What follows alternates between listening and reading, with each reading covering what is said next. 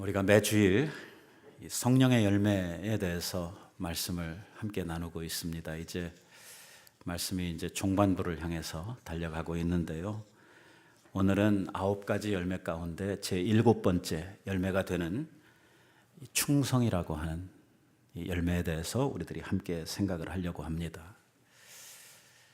잠언에 있는 말씀에 보면 충성과 관련을 해서 이런 말씀이 기록이 되고 있습니다.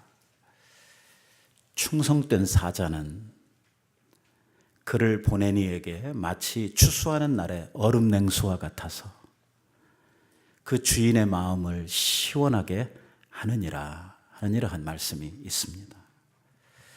이 말씀의 배경을 한번 우리의 머릿속에 연상을 해보십시다. 이 말씀을 하고 있는 그 환경이 어디입니까?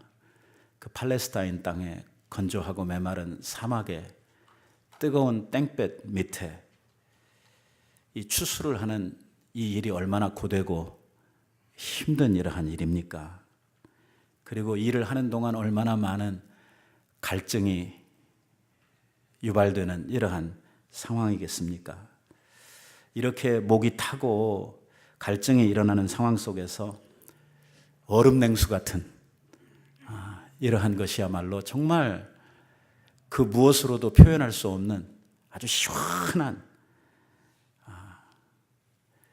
아주 귀하고도 복된 이러한 것이 아닐 수가 없겠죠. 하나님께서 이 말씀을 주시면서 하나님 앞에 충성된 일꾼들이 주님 앞에 이 한여름날에 얼음 냉수 같은 이러한 존재들이다 라고 말씀을 해 주셨을 때에 정말 우리가 하나님의 일꾼 되어서 주님을 따라갈 때에 주님 앞에 이런 시원한 얼음 냉수 같은 이러한 존재들이 되었으면 얼마나 좋을까 하는 생각을 이 말씀을 읽으면서 하도록 되어져 있는 것입니다. 그래서 저는 기도할 때마다 자주 이런 기도를 드립니다. 하나님, 부족하지만 작은 섬김이 하나님을 시원하게 할 수 있는 추수하는 날의 얼음 냉수 같은 이러한 사역이 되게 해주세요. 그런 일꾼이 되게 해주세요. 이렇게 하나님 앞에 기도하죠. 이 기도는 유독 제 기도만이 아니고 여러분들 가운데에도 하나님 앞에 이런 소원들을 가지고 기도하시는 분들이 많이 있을 줄로 압니다. 하나님께서는 오늘도 주를 섬기는 주의 일꾼들이 충성된 일꾼들이 되기를 원하십니다. 오늘 하나님께서는 충성된 자를 얼마나 귀히 보시고 하나님께서 하나님의 일꾼들에게 요구하시는 단 하나의 조건은 뭐냐면 충성입니다. 능력이 얼마나 되느냐, 다른 어떤 세상적인 조건들 하나도 보지 않으시고 얼마나 충성되느냐 하는 요거 하나 보시고 하나님께서 우리를 일꾼 삼아 주시는 것입니다. 교회의 일꾼들에 대한 이러한 말씀을 주시고 있는 디모데서에 보면 사도 바울이 자기의 자신에 대한 사명을 이야기하면서 뭐라고 이야기를 하냐면 자기가 부족하지만 자기가 연약하지만 자기를 충성되이 여기셔서 자기에게 직분을 허락해 주신 하나님 앞에 감사한다 하는 이러한 기록이 나오고 있습니다. 하나님이 우리에게서 찾으시고자 하는 것, 하나님께서 우리의 신앙생활을 통해서 또 주님을 향한 우리의 봉사생활을 통해서 꼭 보시고자 하는 것, 그게 딱 하나 있는데 그게 뭐냐면 바로 이 충성입니다. 이 충성이라고 하는 말은요, 이 피스티스라고 하는 이러한 말입니다. 헬라어죠. 그 직역을 하면 신실하다 하는 이러한 뜻을 가지고 있는 단어입니다. 그러고 보면 성령을 사모하고 성령 충만했던 이러한 사람들은 단 한 사람도 예외가 없이 자신의 삶 속에서 성실하고 최선을 다했던 이러한 사람들인 것을 우리는 성경에서 찾아볼 수가 있습니다. 그리고 하나님은 여지없이 이러한 사람들을 기뻐하시고 그러한 사람들에게 은혜 주시고 복 주시기를 원하신다고 하는 것도 우리가 알 수가 있습니다. 우리는 베드로라고 하는 사람을 잘 압니다. 학교는 문턱에도 가본 적이 없는, 어렸을 때서부터 갈릴리 바다에서 부모로부터 그물질을 배워가지고 뱃사람으로 큰 이 베드로, 성격도 아주 괴팍하고 얼마나 다혈질인지 정말 종잡을 수 없는 이러한 성격을 가진, 우리가 보기에는 정말 친해지기도 힘들고 사람들에게 환영받기 힘든 이러한 캐릭터를 가지고 있는 이 베드로. 이 베드로를 예수님께서 당신의 제자로 부르실 때, 그것도 12명의 제자를 부르시면서 그 제자들 가운데서 가장 특별한 수제자로 그를 부르실 때에 왜 많은 그 갈릴리 바다의 수많은 사람들 가운데에서 우리 예수님께서는 이 베드로를 부르셨을까 하는 질문을 우리들이 안 할 수가 없습니다. 예수님을 만나던 날, 베드로가 예수님을 만나던 날, 여러분들 기억하십니까? 언제 어디에서 만났죠? 밤새도록 그물질을 했어요. 자기 생업을 위해서 먹고 살려고 가서 밤새도록 고기를 잡았는데 한 마리도 잡지 못했다고 그랬어요. 놀라운 것은 그가 이 고기를 잡는데 문외한이 아니라고 하는 것이죠. 성경은 이 베드로에 대해서 소개를 하면서 뭐라고 이야기를 하고 있느냐면, 그는 아주 기술이 좋은 숙련된 어부, 그 skillful fisherman이라고 이렇게 이야기를 하고 있거든요. 아주 뛰어난 고기 잡는 일에 있어서만큼은 타의 추종을 불허하는 탁월한 어부인데 밤새도록 일을 했는데도 불구하고 잡지를 못했어요. 이러한 상황 속에서 우리 예수님을 만나게 되죠. 예수님은 그날 처음 그 갈릴리 바다에서 베드로를 만나고 있는 것이잖아요. 만나고 보니까 이게 어부라고 밤새도록 그물질을 했다는데 잡은 게 하나도 없는 거예요. 우리들도 종종 피어를 가든지 우리가 바닷가에 가면 고기 잡는 사람들을 보게 되고, 우리는 내일도 아닌데도 불구하고 고기 잡는 사람들을 보게 되면 지나가면서 뭐부터 봅니까? 통에 고기가 있나 없나 하는 것부터 이렇게 보게 되잖아요. 예수님께서도 이렇게 지나가다가 보니까 이게 아무것도 없어요. 그것도 혼자 잡은 것도 아니에요. 성경에 보면은 동생도 함께 있었고 같이 조업을 하는 여러 다른 친구들이 있었거든요. 이 친구들이 모여가지고 밤새도록 했는데 아무것도 못 잡았어요. 여기에서 예수님께서 딱 이 베드로를 보고 판단하실 수 있는 거면, 야, 무능하다. 고기 잡으러 왔는데 하나도 못 잡았다. 이게 뭐예요? 잡는 사람도 허탈하고 하나도 없으면 좀 창피스럽기도 하고, 정말 자기가 어부라고 그러는데 고기 한 마리도 못 잡는 이러한 실력 없는 어부로 처음 만난 예수님 앞에 보여져야 되는 이러한 상황인데요. 우리 주님께서는 고기를 얼마나 잡았느냐, 얼마나 능력 있느냐, 그가 얼마나 기술이 좋으냐 하는 이런 것들을 보시지 아니하시고 베드로에게서 뭘 보시냐면, 끝까지 충성하는, 고기를 못 잡는데도 불구하고 날이 새도록 계속해서 수고하여 그 그물질을 하며 내리는 그의 끈기, 그의 신실함, 그의 충성스러움, 주를 위한 충성이 아니고 자기 자신의 생업에 대해서 정말 성실하게 충성스럽게 노력하고 있는 이러한 베드로를 보시고, 나를 따라오너라, 내가 너를 사람을 낚는 어부가 되게 해주시겠다. 예수님께서 그를 제자로 딱 지목을 하신 것이죠. 그러니까 베드로가 예수님에게 눈에 들고 예수님에게 제자로 발탁이 되게 된 것은 남들보다 탁월하게 잘하는 이러한 그 능력이 아니라 그가 가지고 있었던 자기의 삶을 향한 이 성실함, 이 충성됨, 여기에 있었다고 하는 것이죠. 오늘 하나님께서 우리에게 원하시는 것, 하나님이 우리에게서 보시는 것은 자기에게 맡겨진 일들에 얼마나 신실하고 얼마나 충성된 마음으로 끝까지 최선을 다하느냐 하는, 이것이 하나님께서 우리들을 보시고 판단하시려고 하시는 하나님의 안목이고 하나님의 기준이 된다고 하는 것입니다. 하나님의 이 판단의 기준과 세상이 우리를 판단하는 기준이 서로 다릅니다. 세상은 결과를 가지고만 봅니다.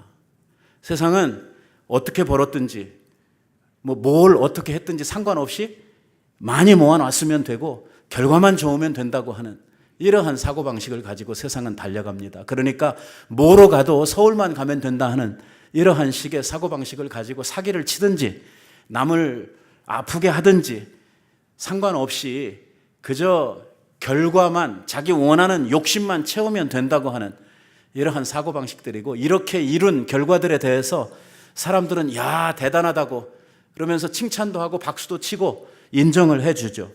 하지만 하나님은 그렇지 않습니다. 아무리 많이 모아놔도 그걸 어떻게 모았는지, 오늘 그 속에 담겨져 있는 그 출발의 동기가 무엇인지, 그리고 그 과정을 어떻게 했는지 하는 이러한 것들을 주님께서는 더 귀하게 보시는 거예요. 정말 밤새도록 고기를 잡아도 하나도 얻은 것이 없지만, 그러나 그 고기를 얻기 위해서 자기에 있는 모든 정성, 자기에 있는 모든 지식, 지금까지 살아온 40년 인생의 그 어부로서의 모든 노력을 다해서 밤새도록 고기를 잡는 그 끈기, 그 충성됨, 이러한 것을 우리 하나님께서는 귀히 보시는 것이죠. 이 피스티스라고 하는 말, 이 말에는요 굉장한 이러한 교훈이 우리들에게 담겨져 있습니다. 오늘 이 충성이라고 하는 말은 말입니다, 가장 큰 의미가 어떠한 의미가 담겨져 있느냐면 이런 의미입니다. 마음으로 인정한다? 조금 더 우리들이 해석을 하면 승복한다 하는 이러한 의미를 가지고 있는 것이 이 충성이라고 하는 이 성경에 있는 단어입니다. 그러니까 우리가 쓰고 있는 이 충성이라고 하는 말하고 조금 의미가 다릅니다. 원래 이 피스티스라고 하는 이 말은요, 어근이 어디로부터 왔냐면 원래는 페이도라고 하는 말에서부터 이 피스티스라고 하는 말이 빠져나오게 됩니다. 이 페이도라고 하는 말은 그 의미가 뭐냐면 설득당한다 하는 이러한 의미입니다. 그러니까 설득하다, 설득시키다 라고 하는 영어 단어 있잖아요. persuade라고 하는 말, 이 말이 어디로부터 왔냐면 바로 이 페이도라고 하는 말에서 온 것입니다. 그러니까 설득당한다라고 하는 페이도에서 이 피스티스라고 하는 말도 왔고, 영어에 있는 persuade라고 하는 말도 거기에서 나오게 된 것이죠. 그러니까 그러한 의미에서, 원어적 의미에서 우리들이 생각을 하면 뭐냐면 충성이라고 하는 말은 설득당한 상태를 말하는 것입니다. 조금 더 우리들이 의역을 하게 되면 하나님께 설득당한 상태를 우리는 뭐라고 그러냐면 충성이라고 이야기를 하는 것입니다. 아직 와 닿지를 않죠. 무슨 뜻인지. 보통 우리는 충성 그러면 무슨 생각을 하냐면 어떤 그 행위, 우리들의 어떤 행동을 통해서 뭔가를 막 열심히 하는 것, 이러한 것을 우리는 충성이라고, 이 행위적인 개념에서 이 충성이라고 하는 말을 이해를 하고 있고 말을 하죠.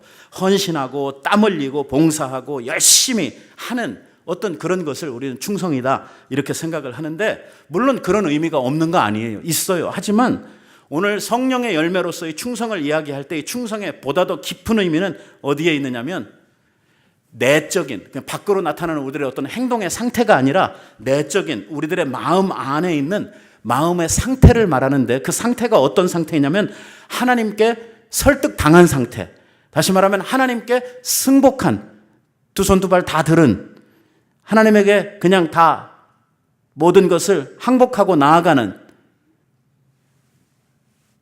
이러한 상태를 가르쳐서 충성이라고 하는 이 말을 사용을 하고 있다고 하는 것입니다. 오늘 우리들에게 충성된 사자, 충성되라, 하나님이 원하시는 건 충성이다, 이 충성을 자꾸 이야기를 할 때에 하나님께서 우리들에게 이렇게 말을 하고 있는 것입니다. 나는 네가 마음으로 나를 인정하기를 원한다. 나는 네가 마음으로 나한테 순종하기를 바란다. 나는 네가 마음으로 우주의 주인이신 하나님을 인정하고 승복하기를 원한다. 네 마음이 나를 받아들임으로 말미암아 오늘 네 마음이 내 안에서 평안하기를 원한다 하는 이러한 의미가 이 충성이라고 하는 말 뜻 속에 담겨져 있습니다. 그러고 나면 우리가 생각하는 원래의 충성이라고 하는 말과 상당히 내용이 다른 것을 우리가 볼 수가 있죠. 우리가 잘 부르는 찬송 중에 어떤 찬송이 있냐면, 하나님 한 번도 나를 실망시키신 적이 없고 언제나 공평과 은혜로 날 지키셨네 하는 찬송 아십니까? 하나님 한 번도 나를 하는 그 찬송 있잖아요. 얼마나 귀하고 참 좋은 이러한 찬송인지 모르겠어요. 그런데 이 찬양을 작곡 작사하신 이 작곡자에게는 이 찬송을 만드는 데 있었던 귀한 사연이 하나 있습니다. 오늘 우리가 이 사연을 듣고 나면 이 도대체 가사가 말도 안 된다, 이렇게 우리들이 생각을 하게 될 것입니다. 그게 뭐냐면, 이분은요 딸이 있었는데 딸이 어렸을 때 아주 큰 병을 앓았습니다. 그런데 뭐냐면 뇌종양이에요. 조그마한 아이가. 그래가지고 이 딸 때문에 이 아버지가 얼마나 하나님 앞에 매달리고 기도하고 차라리 나를 데려가시고 딸을 고쳐달라고 막 하나님 앞에 엄청나게 기도도 많이 하고 했습니다. 그런데 이 뇌종양으로 상당 기간을 이 어린 딸이 지내다가 결국은 어떻게 됐냐면 꽃다운 나이에 죽게 됐어요.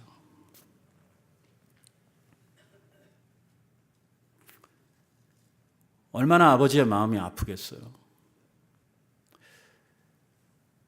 그동안 얼마나 열심히 기도를 하고 살려달라고 애원을 했는데 하나님이 그 딸을 싹 데려가 보실 때 얼마나 그 하나님을 향한 실망도 크고 원망도 컸겠어요. 부모 입장에서 자신보다 자기 자식이, 그것도 어린 자녀가 앞서갈 때 그 부모의 무너지는 마음을 뭘로 다 우리들이 헤아릴 수가 있겠어요. 근데 그분이 자기 딸 보내놓고 지은 찬송이 이 찬송이에요. 뭐라고 해요? 하나님은 한 번도 나를 실망시키신 적이 없고. 그 실망해야 되는 자리 아니에요. 하나님은 원망스럽지 않겠어요?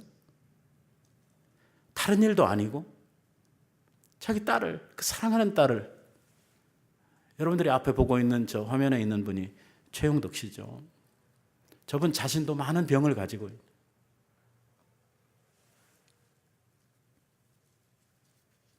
이분이 지은 찬송들, 여러분들이 잘 아는 찬송들이 많이 있는데요. 그 찬송들 가운데 보면 낮엔 해처럼 밤엔 달처럼, 하나님은 실수하지 않으신다네, 깨어져야 하리, 넘지 못할 산이 있거든, 내가 먼저 손 내밀지 못하고 내가 먼저 용서하지 못하고, 주옥 같은 찬송들을 얼마나 많이 만들었니. 여러분, 애가 죽었는데 그토록 열심히 하나님 앞에 기도했던 기도의 소원이 날아가 버렸는데 그 상황에서 어떻게 이런 찬송을 지을 수 있어요? 하나님 한 번도 나를 실망시키신 적이, 언제나 은혜로 언제나 공평으로 나를 지키셨다네. 어떻게 이런 말이 나와요? 말이 안 되잖아요. 상황이 맞지 않잖아요. 여기서는 하나님을 향해서 나 실망했어요, 하나님 내가 그렇게 믿었는데, 하나님 앞에 내가 그렇게 기도했는데 하나님 어떻게 나한테 이러실 수가 있어요? 이렇게 말해야지 정상 아니에요?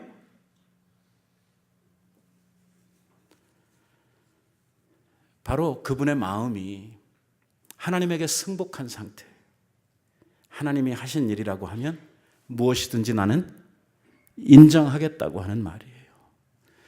내가 기대하고 내가 생각하는 건 딸이 살아야 되고 딸이 같이 있어줬으면 좋겠지만, 하나님 하신 일이라고 하면 내 생각과 달리, 하나님 하신 일이라고 하면 분명 좋은 일이고 선한 일이고 하나님의 기뻐하시는 뜻이라고 하면 나는 인정하겠다고 하는 이러한 말이에요.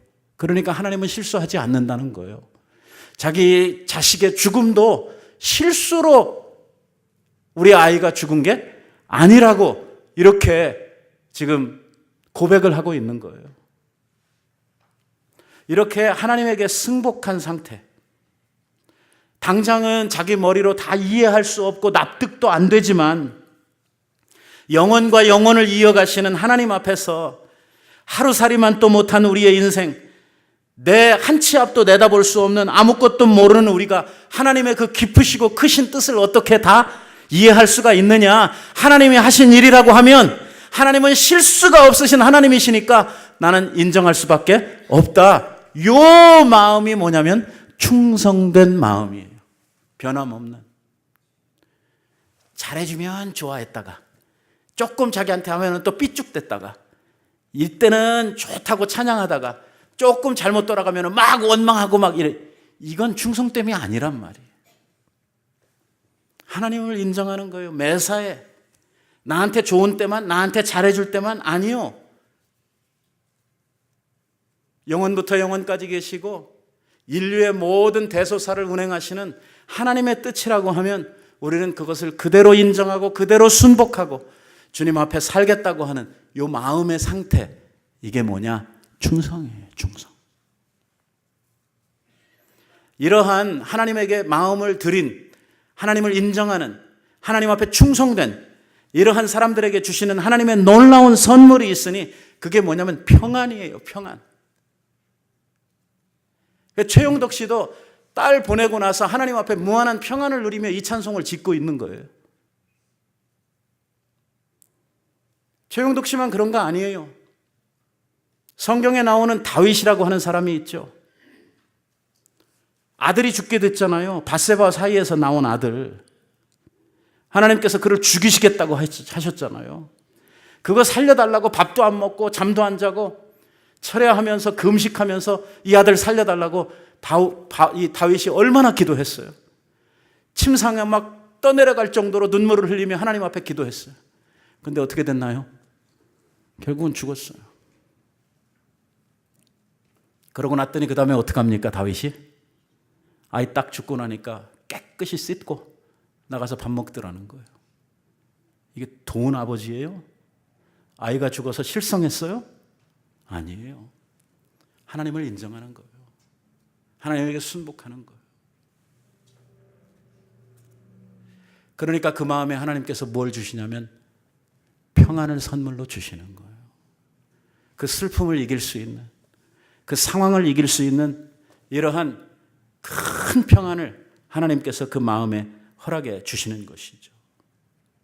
만약에 하나님께서 계시지 않았다면 이 다윗도 최용덕 씨도 잃어버린 자식 앞에서 절망하고 잃어버린 자식 앞에서 비통해하는 이러한 상황이었는데 하나님의 은혜로 하나님의 평강이 자기의 마음에 채워지니까 저런 찬송을 지어서 부르는 거예요. 이 딸의 죽음이 없었다면 우리가 부르고 있는 저 찬송은 이 세상에 나오지도 않았어요.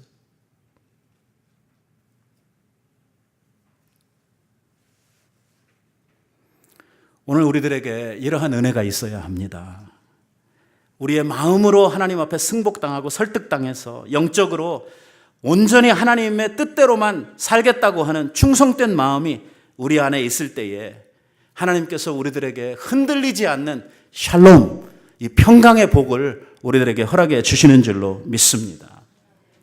이 충성이라고 하는 말 뜻 속에는요, 또 하나의 의미가 있는데 그게 뭐냐면 이 지속한다라고 하는 의미예요. 계속 꾸준히 이 지속한다고 하는 의미가 오늘 이 충성이라고 하는 말 뜻 속에 담겨져 있어요. 그러니까 성경이 말하는 충성은 일정 기간 동안만 열심히 하는 거 아니에요. 반짝했다가 싹 사라지는 이 냄비 신앙들이 아니라고요. 뭔가에 이렇게 발동이 걸리면 냄비에서 물 끓듯이 그냥 팍 끌어올랐다가 뭔가가 또 와서 건들면 훅 식어지는 이러한 신앙, 이거는 충성하고는 거리가 먼 이러한 상태라고 이야기를 하는 것입니다. 우리가 잘 아는 달란트의 비유가 있습니다. 5달란트, 2달란트, 1달란트를 주고 주인이 먼 외국에 갔다가 돌아오게 되는 이 이야기 말입니다. 그 말씀에 보면 오랜 후에 그 주인이 돌아와서 종들과 함께 결산했다 하는 말이 나옵니다. 주인이 돌아와서 결산을 하게 되는데 언제 오냐면 오랜 후에 온다는 것입니다. 이게 하나님 나라의 결산의 법칙입니다. 하나님 한 달 하는 거 보시고 결산하고 1년 하는 거 보고 결산하는 거 아닙니다. 오랜 후에. 하루가 천년 같은, 천년이 하루 같은 이러한 하나님의 시간 속에서 우리들을 바라보시고 우리의 인생을 놓고 결산을 하시는 이러한 하나님이. 그렇기 때문에 순간적인 충성은 하나님 앞에는 통하지 않습니다. 그것은 속임수입니다. 여러분, 조금 충성하고 변하는 것은 아첨입니다. 아첨도 끝까지 하면 충성입니다. 아첨을 하는데 안 변하고 끝까지 해요. 이거 뭐예요? 충성입니다.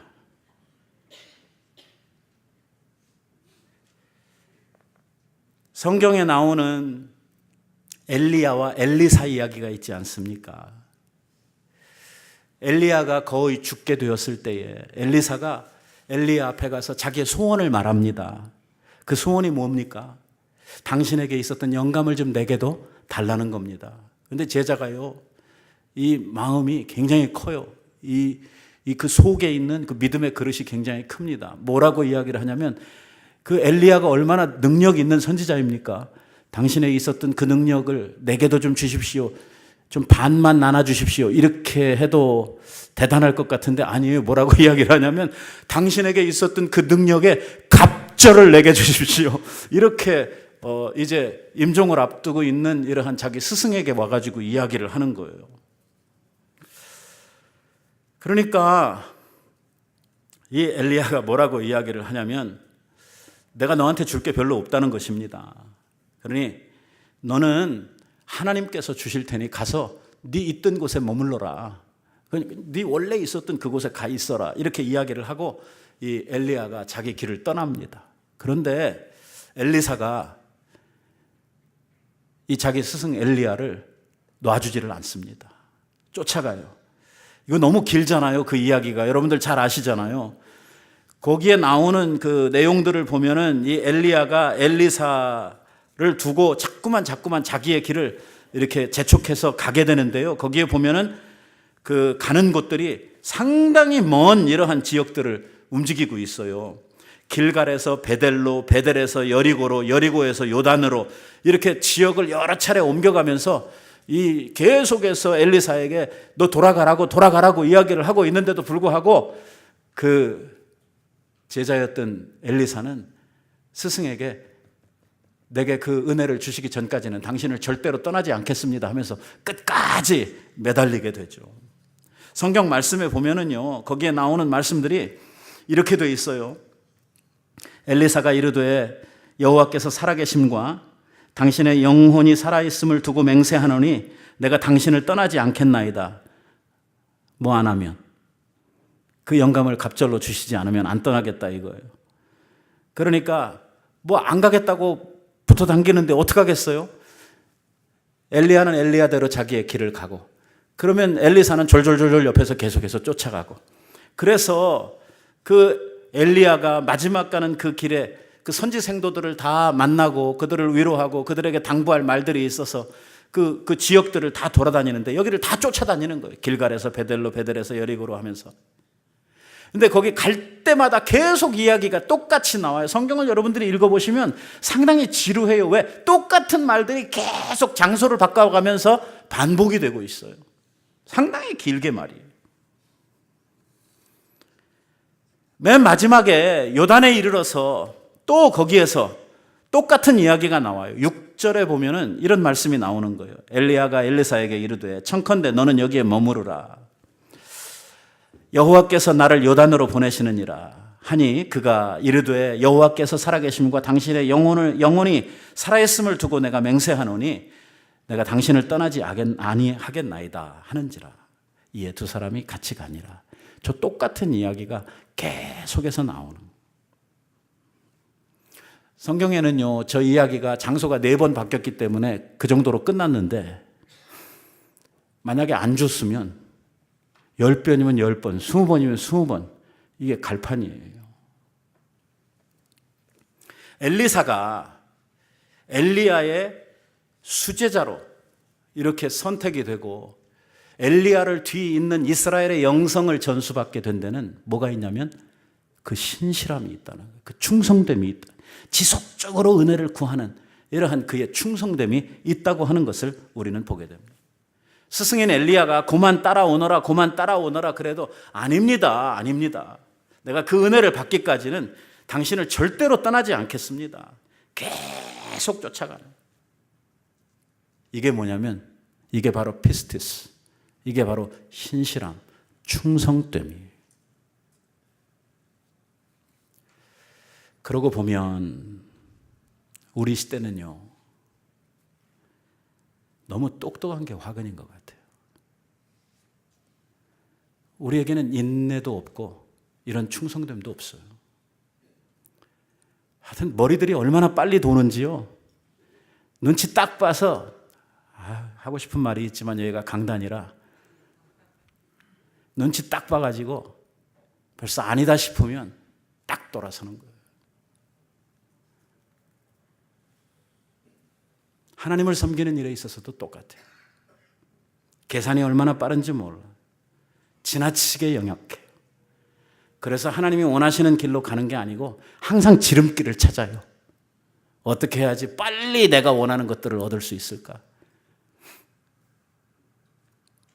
하나님께서는 우리들에게 우직하게 지속적으로 충성하는 이러한 모습을 가지고 살라고 말씀을 하시는데 우리는 아니에요. 약삭 빠르고 머리 굴려가지고 어떻게 해서라도 빠른 길로 내가 원하는 것들을 빨리 이루고 하는 이러한 쪽에 우리들이 너무 잘 훈련이 돼 있다 보니까 충성된 사람들이 가야 하는 그 길을 우리가 가지를 못한단 말이에요. 왜냐하면 그걸 견디지를 못하는 거예요. 그렇게 사는 것이 너무 불편하단 말이에요. 그럼에도 불구하고 오늘 하나님의 교회가 이렇게 하나님의 은혜를 누리고 복을 누리고 있는 것은 그럼에도 불구하고 교회 안에는 충성된 사람들이 존재하고 있기 때문이에요. 누가 보든지 안 보든지 하나님 앞에 나와서 끊임없이 기도하는 기도의 일꾼들이 교회 안에 있어요. 욕을 먹어가면서도 하나님 앞에 충성하는 이러한 일꾼들이 있기 때문에 교회가 유지가 되는 거예요. 왜? 이런 충성된 사람들이 다 사라지고 나면 하나님의 은혜도 복도 교회에서 다 떠나버리거든요.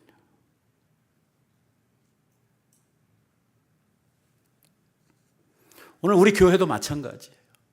우리 교회가 하나님 앞에서 이렇게 지속적으로 교회가 성장하고 하나님 앞에 이나마 하나님의 교회를 유지할 수 있는 것은 뭐냐면 주님 앞에 많은 어려움 속에서도 정말 주님 앞에 신실함으로 충성한 하나님의 일꾼들이 우리 가운데 지금 있기 때문에 오늘 우리 교회가 이렇게 하나님 앞에 유지되고 하나님의 은총을 누리고 있는 것이죠.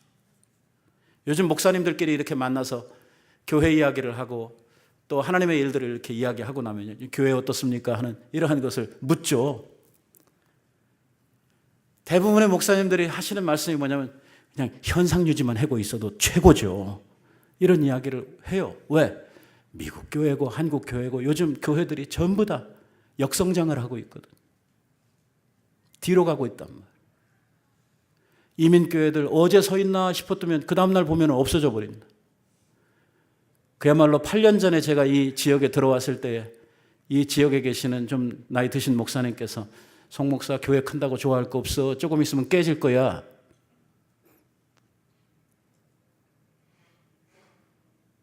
그래요.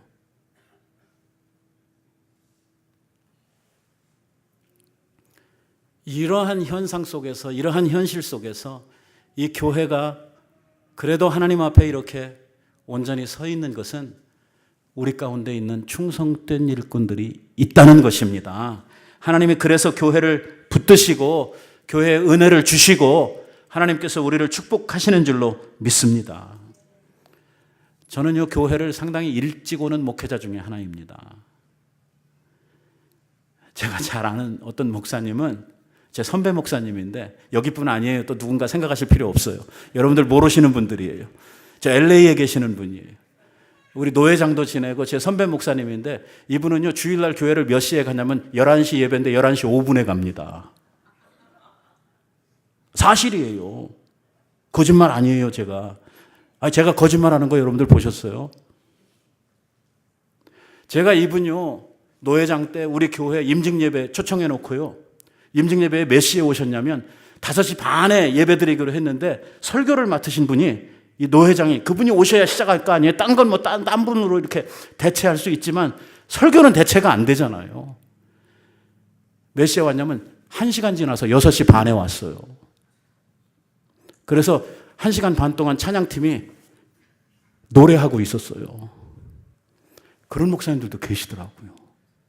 세상에. 거짓 엽기에 해당하는. 저는 그래도 꽤 교회 일찍 와요. 저는 모든 예배에 가급적이면 1시간 전에 오려고 노력을 합니다. 특별한 일이 없는 한. 주일날이면 제가 보통 9시 50분, 9시 45분이면 여기에 도착합니다. 근데 제가 교회에 와보면 이미 우리 교회에 차들이 가득 차 있습니다. 저보다 먼저 와서 주님의 교회 일을 준비하는 일꾼들이 있습니다. 그 가운데에는 찬양 준비하는 우리 찬양대원들도 있고, 여러분들 점심 식사를 준비하기 위해서 와서 수고하는 이 구역원들도 보이고, 새가족부 기도하기 위해서 일찍 나오신 권사님들, 또 체육관에 있는 의자 정리하기 위해서 나와서 수고하시는 분들, 예배 준비를 위해서 이 모양 저 모양으로 와서 준비하는 이러한 일꾼들이 있어요. 그렇기 때문에 영감 있는 예배를 드릴 수 있고, 여러분들이 나가서 정말 성도의 교제를 부담 없이 할 수 있는 것이죠. 누군가가 일찍 나와서 준비하고 최선을 다해서 그 수고를 해주고 있기 때문에 오늘 우리가 그 은혜를 함께 누리고 있는 것이죠. 정말 이러한 모습들을 볼 때마다 하나님 앞에 얼마나 감사한지 몰라요.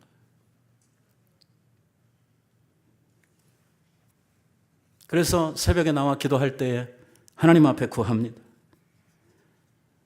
오늘 하나님의 교회에 이런 귀한 일꾼들을 불같이 일어나게 해달라고.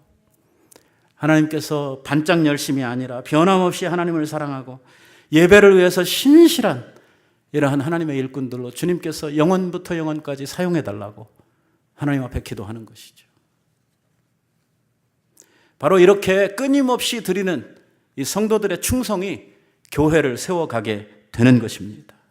오늘 이러한 주님 앞에 우리의 충성이 하나님의 나라에서도 해같이 빛나게 될 줄로 믿습니다.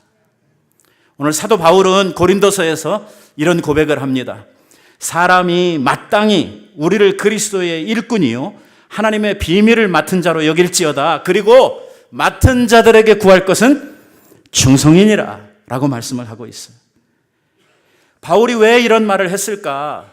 왜 자기 자신을 그리스도의 종이라고 이렇게 표현을 했을까? 바울을 놓고 생각을 하면, 우리 요즘으로 이야기를 하면 명문대학 나왔고 외국 유학까지 하고 이름만 대면 다 알만한 집안에 정말 세상적으로 보면 잘 나가던 스펙 좋은 사람이었는데 왜 그가 스스로를 예수 그리스도의 종이라 이렇게 표현을 하고 있는가? 그리고 나중에는 주를 위하여 목숨을 버리는 순교의 길까지 그가 걸어가게 되었는가? 이 모든 것들이 어떻게 가능했는가? 이 바울을 지배한 것이 무엇인가? 그것은 뭐냐면 자기를 위해서 목숨을 버리시고 자기를 구원해 주신 하나님의 은혜에 대한 감사와 감격이 항상 그를 이끌고 갔다는 거예요. 신실하신 하나님의 사랑, 그 변함없는 하나님의 사랑에 대해서 감사하고 감격하는 마음이 이 사도 바울로 하여금 그리스도의 종이 되어 죽는 자리에까지 나아갈 수 있는 이러한 동력이 되었다고 하는 이러한 말입니다. 그 누구도 사도 바울에게 뭐라고 하는 사람은 없지만 그는 스스로 하나님의 종이 되고 그리스도의 종이 되어가지고 죽기까지 충성하고 정말 아버지 앞에 그 가진 고난을 다 감당하면서 하나님 앞에 충성된 일생을 살았단 말이에요. 이게 뭐냐?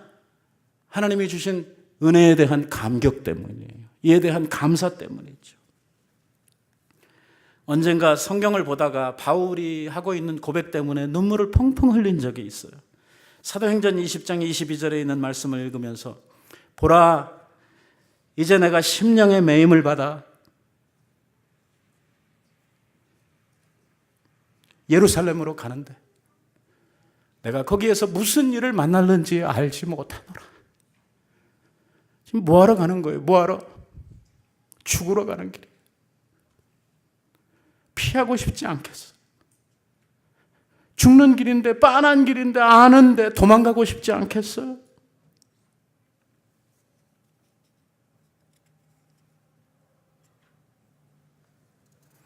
그런데 그는 고백하기를 내가 주님으로부터 받은 사명, 주님의 복음을 증거하는 이 일을 위해서 내 생명을 조금도 귀한 것으로 여기지 아니하노라 하면서 그 길을 가는 거예요. 이게 충성이죠. 이게 충성입니다. 하나님의 집에 이런 충성된 일꾼들, 이러한 일꾼들이 하나님의 집을 세우고 이러한 일꾼들이 하나님의 마음을 시원스럽게 해드리는 것이죠. 오늘 우리들이 말씀을 보면서 나는 하나님 앞에 충성된 일꾼으로 지금 서 있는가? 나는 하나님 앞에 게을러지지는 않았는가? 오늘 나는 5달란트, 2달란트 받은 하나님의 종처럼 살고 있는가? 아니면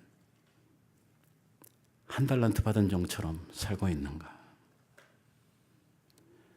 오늘 내가 그 충성됨을 잃어버린 데는 하나님께서 내게 베풀어 주신 은혜에 대한 감격을 잃어버린 것이라고 하는 것을 우리들이 깨달아 알고, 잃어버린 구원에 대한 은혜를 저희들이 되찾고, 오늘 우리들이 하나님 앞에 가져야 될 이 감사와 감격을 회복하는 일이 오늘 우리들에게 매우 중요하다고 생각합니다. 사도 바울이 밧세바하고 범죄하고 나서 하나님으로부터 벌받게 되었을 때 하나님 앞에 드리고 있는 회개의 기도가 나오지 않습니까? 하나님 내 속에 정한 마음을 창조하시고 하면서 했던 그 기도 가운데 가장 강력하게 이야기하고 있는 2가지가 있어요. 하나는 성령을 내게서 거두지 마시옵고 하는 거예요. 왜? 성령께서 자기를 떠나시면 자기는 시체라고 하는 것을 알고 있는 거예요. 또 하나 뭐냐? 그 성령의 은혜로 말미암아 내 속에 구원의 즐거움을 회복시켜 주시고 하는 거예요. 우리가 회복해야 될 게 뭡니까? 그 구원의 기쁨을 회복하는 거예요. 하나님 주신 구원의 그 은혜를, 그 감격을, 그 감사를 우리가 회복하는 것이죠. 이것이 있어야만 우리들이 충성된 길을 걸어갈 수 있는 것이기 때문에 그렇습니다. 이게 식어지면, 은혜에 대한 감사가 식어지면 오늘 우리는 충성된 길을 걸어갈 수가 없어요. 우리는 침체될 수밖에 없고 게을러질 수밖에 없는 거예요. 오늘 하나님 앞에서 정말 행여 내가 내 자신을 바라볼 때에 나 아직 충성되지 못하다 싶으면 오늘 우리들이 회복해야 되는 것은 하나님의 그 은혜, 베풀어 주신 구원의 감격, 오늘 십자가의 사랑, 오늘 이 앞에 우리들이 다시금 나아가서 이 은혜를 회복해야 될 줄로 믿습니다. 그래서 사도 바울처럼 오늘 우리들도 그 은혜 속에서, 그 주님 베푸신 사랑 속에서 나도 주님과 함께 살고 주님과 함께 죽겠습니다 하는 이러한 각오를 가지고, 일사각오의 신앙을 가지고 주님을 따라가는 우리 모든 충성된 하나님의 사람들이 되어야 할 줄로 믿습니다. 나 같은 죄인 살리신 주 은혜 놀라워. 이 몸밖에 드릴 것 없어 이 몸 드립니다. 하나님의 은혜를 알기 때문에 이 몸을 바치는 거예요. 은혜를 잃어버리면, 오늘 우리의 구원에 대한 감격이 사라지면 충성도 함께 사라진다고 하는 것을 여러분들이 명심하시고, 하나님, 내 안에 주님이 베푸신 구원에 대한 은혜가, 하나님 베푸신 십자가의 사랑의 감격이 식었습니다. 이 은혜를 회복시켜 주시고 그것이 능력이 되어서 어떤 상황 속에서도 게을러지지 않고 정말 하나님의 은혜의 감격 속에 주님 앞에 진정한 충성으로 나아갈 수 있는 우리 하나님의 사람들 되게 해달라고 아버지 앞에 기도할 수 있는 우리들이 돼야 되겠습니다. 오늘도 하나님께서는 충성된 일꾼을 찾고 계십니다. 우리가 하나님의 일을 다 할 수는 없어요. 하지만 내가 맡은 정말 적은 한 부분의 일만큼은 내가 끝까지 충성해가는 이러한 충성된 일꾼들이 우리 가운데 있게 될 때 오늘 하나님의 교회는 정말 영광스럽고 주님의 축복과 은혜를 유통하는 아버지의 거룩한 성전이 될 줄로 믿습니다.